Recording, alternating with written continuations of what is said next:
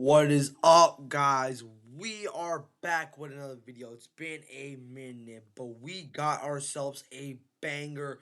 So I am predicting MVP's first MMA card. It's my first time predicting fights that are outside the UFC, and for my first time, I'm very excited to predict some of these fights. Listen, some of these fighters I don't really know too much about, so I'll explain stuff I know. But without any further ado, let's get into the video. We got ourselves a good fight. We got ourselves the main event. It should be very good. Co-main event is going to be violent. And we got the rest of the undercard is going to be absolutely amazing. Let's get into these. Starting off with our first fight. Chris Alva versus Brandon Jenkins. Or Jenkins, whatever. Um, to start off the card, we got ourselves a good fight. Listen, I don't know how. Listen, this is a good fight because you got Brandon Jenkins who fought who's 0-2 in the UFC, and so is Chris Avila. Listen, Jenkins lost to Ragzu, lost to Darkest Claws, then got out the UFC, got cut for the UFC, beat Neil Anderson, beat Zach Julesola, and James Martin. Of course, Abiola hasn't fought since in the UFC and MMA since 2021. He's been doing boxing matches. He did a boxing match with Jeremy Stevens, Anthony Pettis, Benson Henderson, and most recently his boxing match against Ariel Perez, where he got his butt whooped in the fight.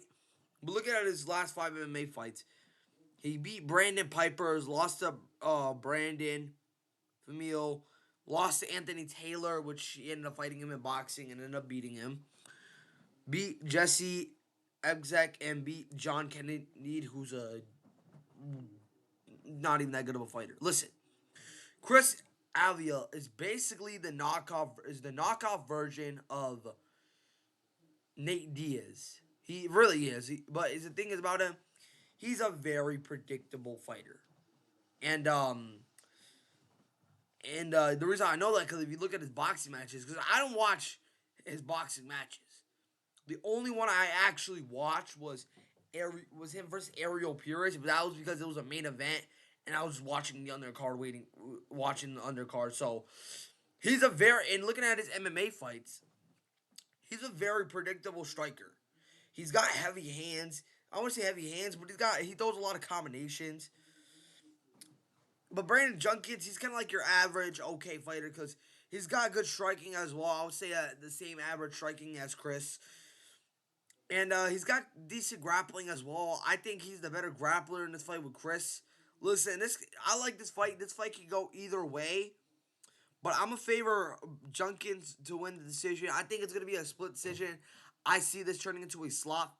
I can actually see this fight turning into a slot fest, and either fighter can win this fight. But I just think Brandon Jenkins, has been more active in the MMA because even though it hasn't been looking pretty for him like that, still very active in the MMA. Even though he fought 3 years ago, then fought 6 months ago. But hey, it's whatever. Of course, Avila has been doing boxing, so his grappling, I feel like Jenkins needs to test his grappling in this fight because Jenkins, in my opinion, better grappling in this fight, even though these guys are both not particularly the best grapplers, but like Jenkins, in my opinion, is a little bit of the better grappler here, so I got Jenkins winning this one by split decision.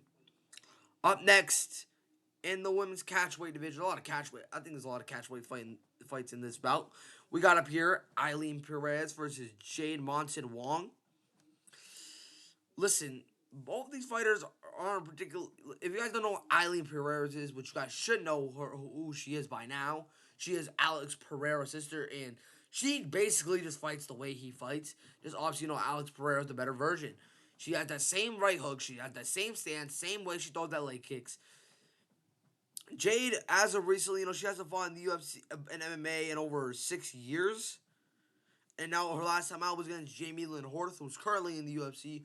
Obviously, Jamie Lynn Horth recently lost to JJ outright, which was bullcrap where she won. I will say I will say she has she's been doing a lot of bare knuckle fighting.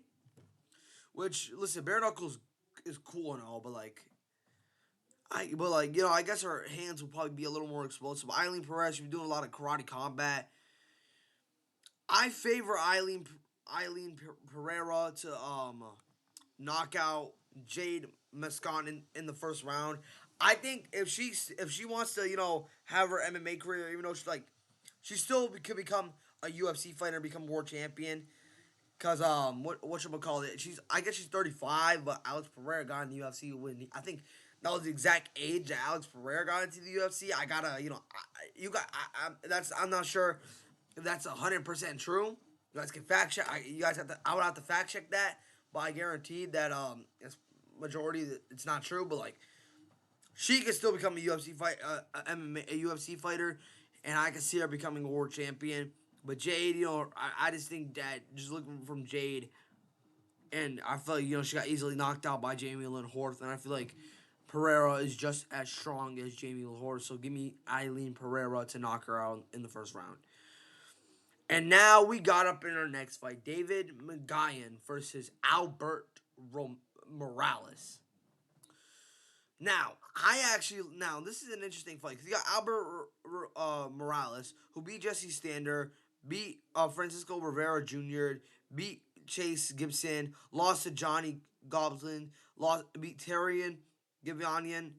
Listen, I forgot. I know who this guy is. David Mgoyan. If you guys don't know who he is, you guys should know who Tommy McMillan is. He had a very good fight where he could have possibly won. There was argument that he won the fight. Could have gone either way. That is for another video. He looked amazing in that fight, and so did Tommy McMillan. And listen, David did better than what that dude who fought than that dude who Tommy McMillan fought on on um on Tommy McMillan's debut. But he's a good fighter, and if I'm not mistaken, he does train with Arman Sarukian, who's currently one of the best fighters in the UFC right now. So I think David McGuine is actually UFC material. Obviously, the time may not be right yet. He's still 21. He's got a long career left. He's got a long career, man. And I think he's the better fighter overall. He's got a good striker. He's a good grappler. Obviously, trains with Arman Sarukian. Albert Ramirez, he's a good grappler as well. Decent striker, I would say. I think it's a good fight for David Magan because after that loss to Tommy McMillan, right after that fought Javier Garcia, looked absolutely phenomenal. And before he had that DWCS fight, he beat Luana Ramos, beat John De Jesus, beat Frank Wells. These are all decent fighters, but like his striking, man, is just super good. And I'm personally one of my favorite prospects outside of the UFC. I think he's a problem for anybody current for the featherweight division. I think either he wins this fight and gets into the UFC, or he gets another DSW fight. But let's take a look at the rankings of the UFC featherweight division real quick. All right, up here we got the featherweight rankings. Let's take a look at all of them. Patricio Pitbull. I think he beats Patricio Pitbull. I think he gives David Onama a tough fight. Aaron Pico, Mikel Costa, Brian Ortega, all that. Then we look at the top 10. Kevin Vallejo, he will give him problems. I think he gives Steve Garcia problems. He gives Yusuf Zalal problems. He gives Arnold Allen problems. Gene Silva, I don't think, maybe, but I think he loses to Gene Silva. Yair, he gives him problems. Sterling, he gives him problems. Laurent, problems. Diego, problem. Mobzar, maybe. And for Volkanovski, that's too quick to say. Too quick to say. So he gives majority of the top 15 and top 10 featherweight division featherweights fighters a problem. Majority of them. There's like a few of them, like Gene Silva, Mobzar, and obviously the champ Volkanovski. I think those are the two. I think those are those three fighters that he loses to. But even then, I think he still gives him a tough fight. But now, who do I got winning this fight? I'm siding with David on this one, guys. He's a good fighter. I think he's UFC material. And he's the younger fighter in general. And what Albert Ramirez has to do in this fight is that not Albert Ramirez. Morales needs to use his experience. And he's got good grappling as well. But also, I just think that David Magan has some very good grappling, and I think he gets the job done by a decision. Next up, we got is Jason Jackson versus Jeff Carant. Listen, man, Jeff's taking this fight on short notice, man, and He's a decent fighter, man. Has some solid wins, beating Ozzy Alvarez, beating Joaquin Lopez, Miguel Jacob, James Nakashima, beat Diego Bachani. Listen, man, Jason Jackson, very underrated striker and one of my favorite fighters outside the UFC. But like Jason Jackson, looking at his wins, only due to beat Yaroslav Omosov, who we just saw freaking mop the floor with Joel Alvarez last time out. Beat Ray Cooper, which is a very good win. Right after that, lost to Razam Zernamakov. Right after that, beat Andre Sarnikov. Then right after that, beat Tad Jean. Lost to Tad Jeans. But in my opinion, he beat Tad Jeans. Listen, man, I think Jason Jackson completely mops the floor with Jeff Kernigton. I think stylistically it's a horrible matchup for him, and I think it's just for him fighting solid fighters and getting a big competition like this. This is a terrible matchup for him. Give me Jason Jackson to mop the floor with Jeff. I think Jeff survives the heavy output, but I just think he gets dominated. Next up, we got up here is Adriano Moraes versus Phumi Nkuta.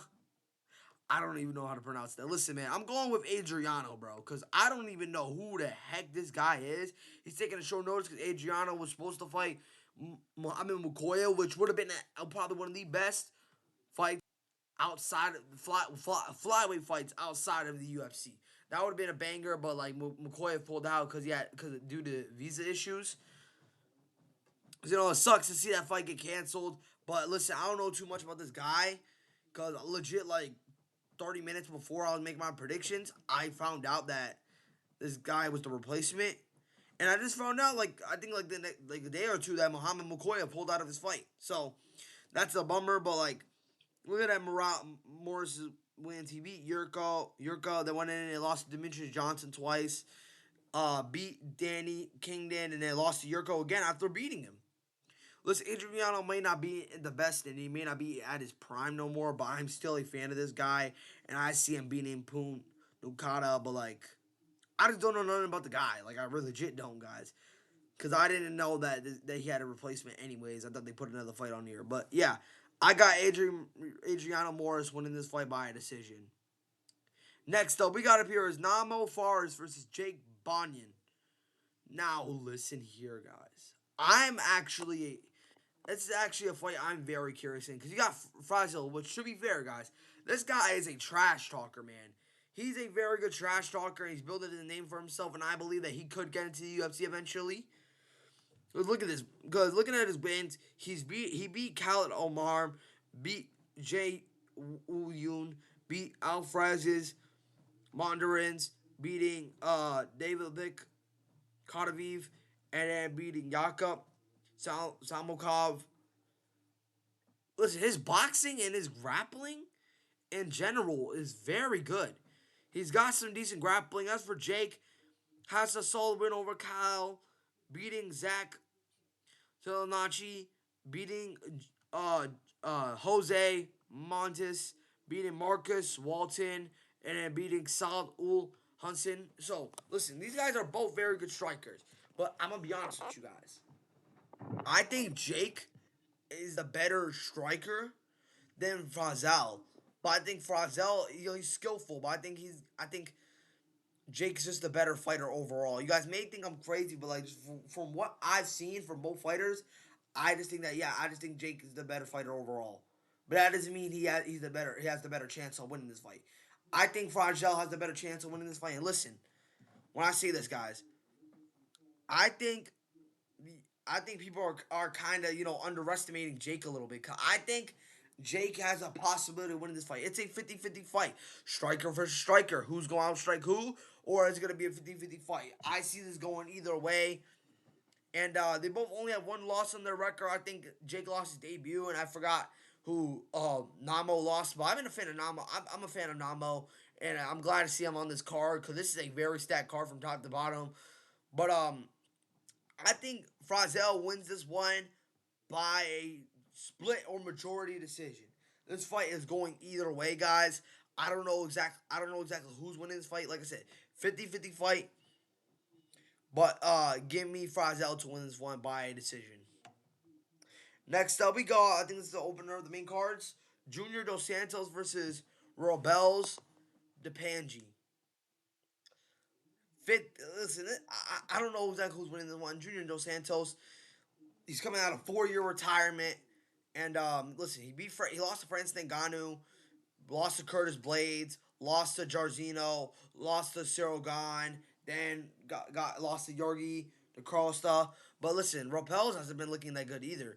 He beat Steve Pan, beat Miles Banks, beat Jose Parmiers, which are solid wins, but then got into the UFC. He lost to Waldo Cortez Acosta, which, to be fair, Waldo Cortez Acosta is still a top heavyweight, even though he lost to Volkov. And I kind of thought he'd beat Volkov. And then lost to Austin Lane. That's where it kind of threw me off. How the hell you lose to Austin Lane, gang? Like, I'm thinking that's Austin Lane's only win in the UFC. And listen, Austin Lane's been getting dog walked, bro. Listen, I like Austin Lane, but like for you to lose to him is just very wild. These guys are both very old, and it was crazy that Robelis is 37 years old, going to be 38 soon. He only has like what? It's only his eighth professional fight. Hey, I guess it's rap. Hey, that happens though. But listen, I get it. People are very favoring Junior Dos Santos, kind of, even though he's the underdog. But like, a lot of sports analysts are favoring him for the fight. But like, listen, he's old, coming off a 4-year retirement. Obviously, he's been, but also mind you, he's been doing bare knuckle MMA, so I get it. But I'm gonna go ahead and pick Robelis to win this one. Listen, I'm not trusting him to win at all. I just think he's younger, not by much though, but like still fighting. He's coming out of 4-year retirement, hasn't fought in the UFC for quite a bit. I think Robelis is going to beat Despaigne. I think Robelis is going to beat Junior Dos Santos. And now we got up here in the lightweight division. Salahdine Parnasse versus Kennedy Cross. Listen, this is a very fun fight. Kennedy Cross, man, I've been a fan of this guy. Looking at his last 5 fights, he lost to Cosmato. Then after that, he beat Emilio Chavez, beat Emmanuel Sanchez, beat Lucas Garbage, beat Tomaku Arsena. And as for Pantis, he lost to Andre Parastri, um, Bartanastri, beat Yerfi Mercy, beat Wilson Verla, beat Martin Marian Zilawatwich, and then beat Marcin Held. Listen, these guys are both very good fighters, good strikers. I think Kennedy Cross is the better grappler in this fight. But listen, guys, I feel like people are kind of underestimating Kennedy Cross as well, guys, because I think he has a very good high chance of beating Pantanese. It's a 50-50 fight. Just looking at these odds, man. That's kind of wild, but just because it's the odds doesn't mean it's necessarily true on who's winning. I got Pantanese winning this fight by a close decision, but I think Kennedy Cross could still have a possibility of winning this fight. I just think that Pantanese is the better striker. I think he'll have to probably submit him, maybe. But I think if he puts off a dog fight, he has a very high chance of winning this fight. Now we're going up to the big names. Francis Ngannou versus Philipe Lins. Listen, man, stylistically, it's a bad matchup for Philipe Lins. I got Francis Ngannou knocking him out in the second round. Listen, I think Philipe Lins, if he's smart enough, he'll probably survive the first round, but he'll possibly get knocked down in the second round. Because looking at his last 5 fights, he got knocked out by Tanner Boser, which I'm gonna be honest with you guys, concerning as hell, bro. How the hell you get knocked out by Tanner Boser? After that, he gets knocked out by Marcin Bacino. After that, he gets knocked beats. No, he doesn't get knocked out. He beats Marcin Bacino, beats OSP, who's old by as of right now. Beat Max Ginchi, which is a very okay win. Beat Ian Cubalata, which should be fair. Ian Cubalata is making a run for himself right now. Recently submitted Omar Sy. But Francis Ngannou, man, looking at his level, man, this guy freaking knocked out Junior Dos Santos, knocked out Jarzino, knocked out Stipe Miocic, beat Cyril Gahn, and then beat Renan Ferreira. Listen, if Felipe wins this fight, guys, that's got to be one of the biggest upsets in combat sports history. Because there's no way. Because listen, I feel like you lose to more experienced fighters, like the old school guys. Because like Tanner Bozer, he's not old school, but like he lost. If I'm not mistaken, did lose his debut to Andre Avlovsky, who at the time was old, wasn't even in his prime. Francis Ngannou, man, he's just a beast. And these top fighters who fought more big names than Felipe Leans didn't couldn't even survive, and I don't think so. But the thing is, Francis Ngannou cannot be cocky in this fight. I don't really think he's that cocky. He got kind of cocky in that first fight with Stipe Miocic, kind of. Wasn't playing it smart. He's like, I feel like I'm not going to do that. Because, like, Felipe Leans hasn't fought no top tier dudes. He's fought a lot of top tier dudes. So he's like, so he can't think, oh, just because he hasn't fought no top tier, just because he hasn't fought no top tier dudes, I'm going to be cocky. You can't be cocky. Unless, listen, I can see, if this fight goes to distance, it's either that Francis Ngannou's just messing around or he's just not trying. Legit, either one of the two. If Francis Ngannou goes out his hard best, he's either knocking this dude out in the first round or he's knocking him out in the second round, man. Stylistically, in my opinion, this is a bad matchup for Felipe Leans, and I think Felipe Leans is getting put with the wolves in this fight. Next up, we got our co-main event here: Nate Diaz versus Mike Perry. Now, I like this fight a lot. You got Mike Perry, who lost to Vicente Luque, got beat up by Jeff Neal, beat Mickey Gall, who, if I'm not mistaken, that was when he brought his girlfriend as his corner man, and then he just beat the dog crap out of Mickey Gall. That was very impressive, but Mickey Gall, in reality, is really not that good of a fighter. Biggest win was against probably CM Punk, and CM Punk is not even a UFC fighter. That's a WWE fighter.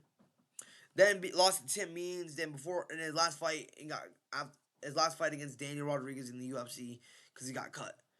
But hey, Mike Perry has been doing a lot of bare knuckle fighting, which could not work.